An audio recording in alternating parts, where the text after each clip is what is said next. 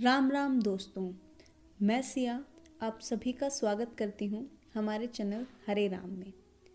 पहले अध्याय में हमने जाना अर्जुन के दुख के बारे में, उसकी द्विधा को हमने समझा। अब हम सुनेंगे श्री कृष्ण के द्वारा दिए गए उत्तर। तो इसी के साथ शुरुआत करते हैं अध्याय 2 सांख्य योग। संजय बोले, इस प्रकार करुणा में डूबे तथा आंखों में आंसू भरे हुए, व्याकुल नेत्रों वाले, शोक से भरे उस अर्जुन के प्रति भगवान मधुसूदन ने यह बातें कही। श्री भगवान बोले, हे अर्जुन, तुझे इस असमय में यह मोह किसके लिए हुआ? क्योंकि न तो यह आचरण श्रेष्ठ पुरुषों को शोभा देने वाला है और न ही इससे स्वर्ग मिलने वाला है, न ही इससे प्रसिद्धि ही मिलने वाली है। इसलिए हे अर्जुन, नपुंसकता को मत प्राप्त हो, तेरे लिए यह अच्छा नहीं लगता। हे परम तप, हृदय की इस दुर्लभता को त्याग कर युद्ध करने के लिए खड़ा हो जा। अर्जुन बोले, हे मधुसूदन, मैं युद्ध भूमि में किस तरह बाणों से भीष्म पितामह और द्रोणाचार्य के विरुद्ध युद्ध करूंगा? क्योंकि हे हरिसूदन, ये दोनों ही मेरे पूजनीय हैं। इसलिए इन महान आत्माओं गुरुजनों को न मारकर मैं इस पृथ्वीलोक पर भिक्षा मांगकर खाना अधिक कल्याणकारी समझता हूँ। क्योंकि अपने गुरुओं को मारकर उनके खून से सनी हुई धरती पर मैं केवल धन और काम रूपी भोगों को ही प्राप्त करूँगा।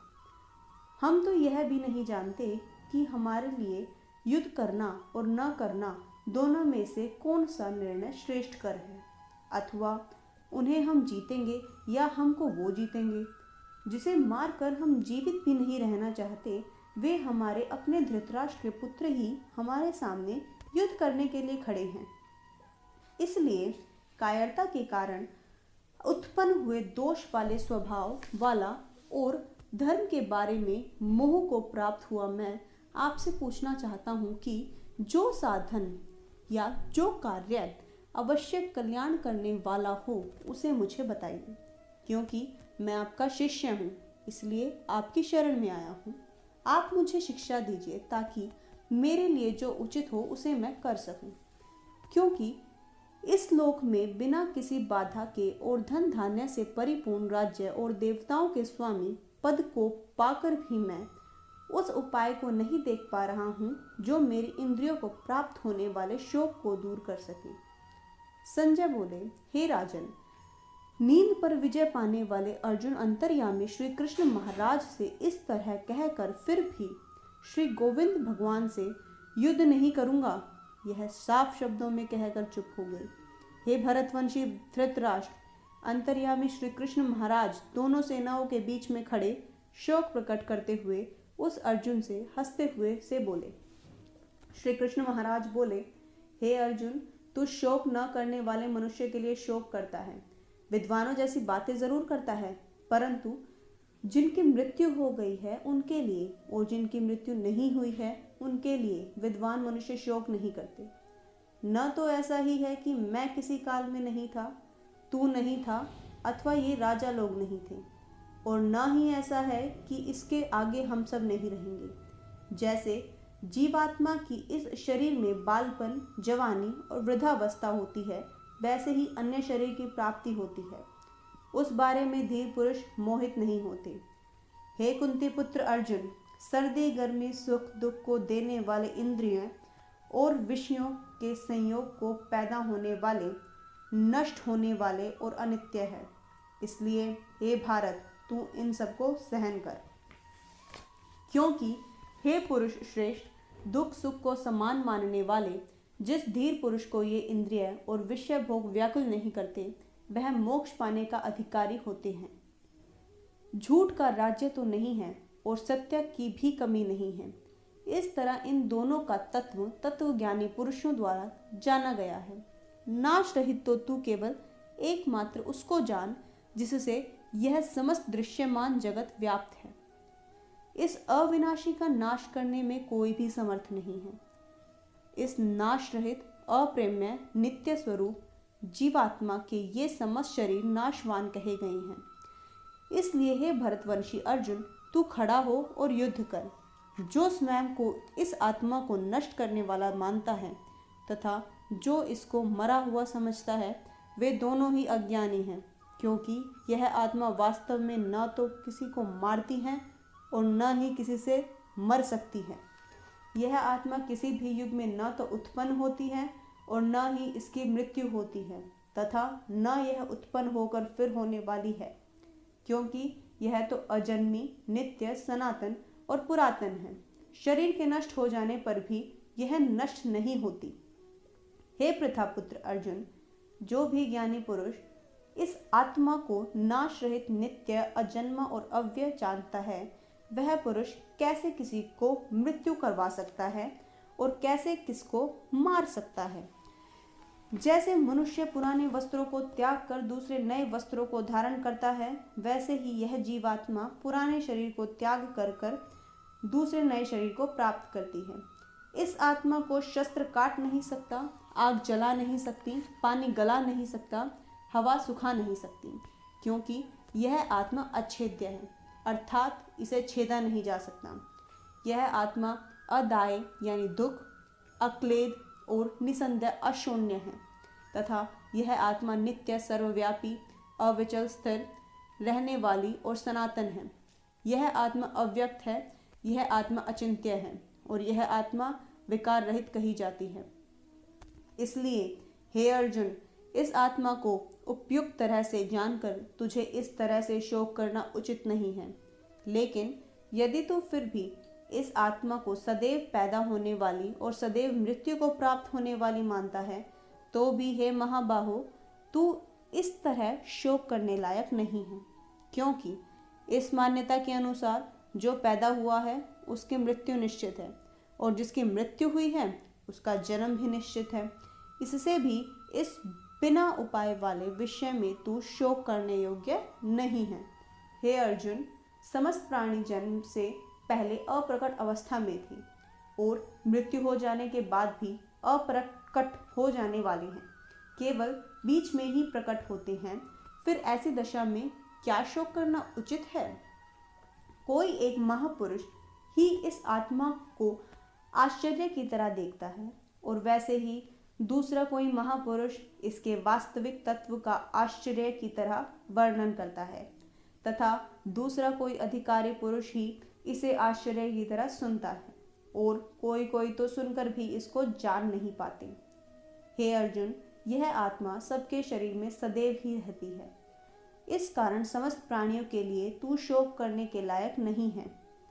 अपने धर्म को देखकर भी तुझे भय नहीं करना चाहिए, क्योंकि क्षत्रिय के लिए धर्मयुक्त युद्ध से बढ़कर अन्य कोई कल्याण करने वाला कर्तव्य नहीं है। हे पार्थ, अपने आप प्राप्त हुए और खुले हुए स्वर्ग के द्वार रूपी इस धर्म युद्ध को भाग्यवान क्षत्रिय लोग ही कर पाते हैं। लेकिन यदि तू इस धर्म युक्त युद्ध को नहीं लड़ेगा तो अपने क्षत्रिय धर्म और प्रसिद्ध को नष्ट कर पाप को प्राप्त होगा, तथा सब लोग तेरे बहुत समय तक रहने वाले अपयश का वर्णन किया करेंगे। और विद्वान पुरुष का अपयश मृत्यु से भी बढ़कर है। और जिन लोगों की नज़रों में पहले तुझे बहुत सम्मान मिला हुआ था, वह सम्मान कम हो जाएगा। वे महारथी लोग तुझे भय के कारण युद्ध से हट जाने वाला समझेंगे। तेरे दुश्मन तेरी सामर्थ्य की बुराई करेंगे, तुझे अनेक न कहने वाले वचन कहेंगे। उससे अधिक दुख और क्या ही हो सकता है? या तो तू युद्ध में मृत्यु को प्राप्त होकर स्वर्ग को प्राप्त करेगा, अथवा युद्ध में विजय प्राप्त कर पृथ्वी का राज्य सुख भोगेगा। इस कारण हे अर्जुन, तू युद्ध करने के लिए अवश्य तैयार हो जा। हार जीत, लाभ हानि, सुख दुख को एक समान समझकर युद्ध करने के लिए तैयार हो। इस तरह से युद्ध करने पर तू पाप का भागीदार नहीं होगा। हे पार्थ, यह बातें तेरे लिए ज्ञान योग प्राप्त करने के बारे में कही गई हैं, और अब तू इन सबको कर्म योग के बारे में सुन। जिन बातों से बंधा हुआ तू कर्मों के बंधन को अच्छी तरह से छोड़ देगा, यानी सर्वथा नष्ट कर डालेगा। इस कर्म योग में शुरुआत का नाश नहीं होता है और उल्टा फल स्वरूप दोष भी नहीं है, बल्कि इस कर्म योग रूपी धर्म का थोड़ा सा साधन जन्म मृत्यु रूपी महान भय से रक्षा करता है। हे अर्जुन, इस कर्म योग में निश्चय आत्मिका बुद्धि एक ही होती है, लेकिन परिवर्तन विचार वाले अविवेकी समान मनुष्य की बुद्धि अवश्य ही अनेक भेदों वाली और अनंत होती है। हे अर्जुन, जो भोगों से घिरे हुए हैं, जो कर्म फल की प्रशंसा करने वाले वेद वाक्यों के प्रति रुचि रखते हैं और जिनके लिए स्वर्ग से बढ़कर प्राप्त करने योग्य और कोई वस्तु ही नहीं है, ऐसा सोचने वाले हैं, वे अविवेकी मनुष्य इस तरह की बनावटी शोभा भरी बातों को किया करते हैं, जो कि जन्म रूप कर्म फल देने वाली एवं भोग तथा ऐश्वर्य प्राप्त करने के लिए अनेकों तरह की बहुत सी क्रियाओं का वर्णन करने वाले हैं। उन बागी द्वारा जिनका मन मोह लिया गया है और जो भोग और ऐश्वर्य के प्रति पूरी तरह से समर्पित हैं, उन पुरुषों की परमात्मा की प्राप्ति में कोई रुचि नहीं होती। हे अर्जुन, वेद उपरोक्त प्रकार से तीनों गुणों के कार्य रूप सभी भोगों एवं उनके साधनों का प्रतिपादन करने वाले हैं। इसलिए तू उन भोगों एवं उनके साधनों से आसक्तिहीन, हर्ष शोक आदि द्वंद्वों से रहित नित्य वस्तु परमात्मा में स्थित योग द्वेष को न चाहने वाले और समत्व अंतःकरण वाला हो। सब ओर से पूरा भरा हुआ जलाशय प्राप्त हो जाने पर छोटे जलाशय में मनुष्य का जितना उद्देश्य रहता है, ब्रह्मत्व को जानने वाले ब्राह्मण का सभी वेदों में उतना ही उद्देश्य रह जाता है। कर्म करना ही तेरा अधिकार है, उसके फलों में नहीं। इसलिए तू कर्मों के फल की इच्छा मत कर तथा तेरी कर्म न करने में भी कोई इच्छा न हो। सब ओर से पूरा भरा हुआ जलाशय प्राप्त हो जाने पर छोटे जलाशय में मनुष्य का जितना उद्देश्य रहता है, ब्रह्मत्व को जानने वाले ब्राह्मण का सभी वेदों में उतना ही उद्देश्य रह जाता है। कर्म करना ही तेरा अधिकार है, उनके फलों में नहीं। इसलिए तू कर्मों के फल की इच्छा मत कर तथा तेरी कर्म न करने का भी इच्छा न हो।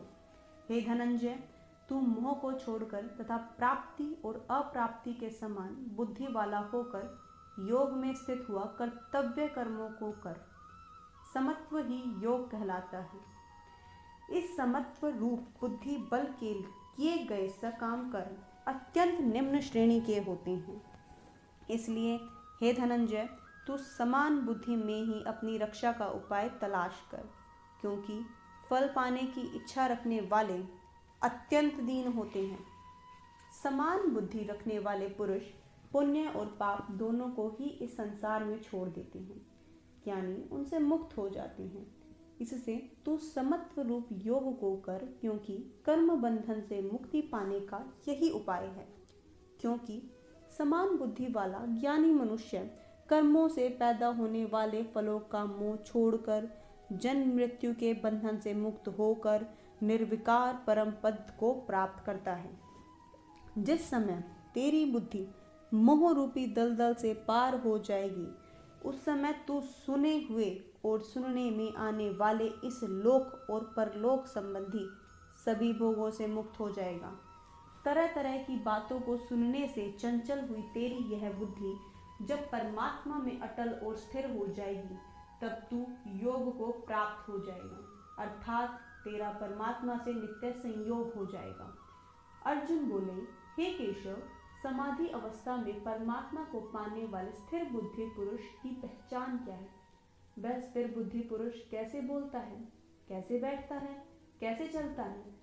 श्री भगवान बोले, हे अर्जुन, जिस समय में यह पुरुष मन में स्थित समस्त कामनाओं का पूरी तरह मोह छोड़ देता है और आत्मा से आत्मा में ही संतुष्ट रहता है, उस समय वह स्थित प्रज्ञ कहा जाता है।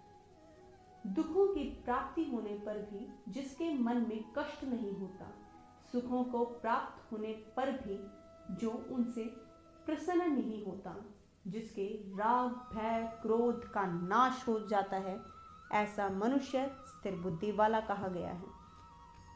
जो मनुष्य सभी ओर स्नेह रहित हुआ, जो शुभ अशुभ वस्तु को पाकर न प्रसन्न होता है और न दुख प्रकट करता है, उसकी बुद्धि स्थिर है। जैसे कछुआ सब ओर से अपने अंगों को समेट लेता है, वैसे ही जब यह पुरुष इंद्रियों के विषय से इंद्रियों को सब ओर से हटा लेता है, तब उसकी बुद्धि स्थिर हो जाती है। ऐसा समझना चाहिए, इंद्रियों के द्वारा विषयों को स्वीकार न करने वाला पुरुष केवल विषय से अलग तो हो जाता है, लेकिन उनमें रहने वाला उनका मोह नहीं छूटता। इस स्थिति में स्थिर पुरुष का मोह भी परमात्मा का साक्षात्कार करके छूट जाता है। ये अर्जुन, आसक्त नष्ट न होने की वजह से प्रमथन स्वभाव वाली इंद्रियां प्रयास करके विद्वान पुरुष के मन को भी जबरदस्ती अपनी ओर लगा लेती हैं। इसलिए साधक को चाहिए कि वह अपनी समस्त इंद्रियों को वश में करके और मन को एकाग्र करके मेरे प्रति ध्यान अवस्था में बैठे, क्योंकि जिस मनुष्य की इंद्रियां उसके नियंत्रण में होती हैं, उसकी बुद्धि स्थिर हो जाती है।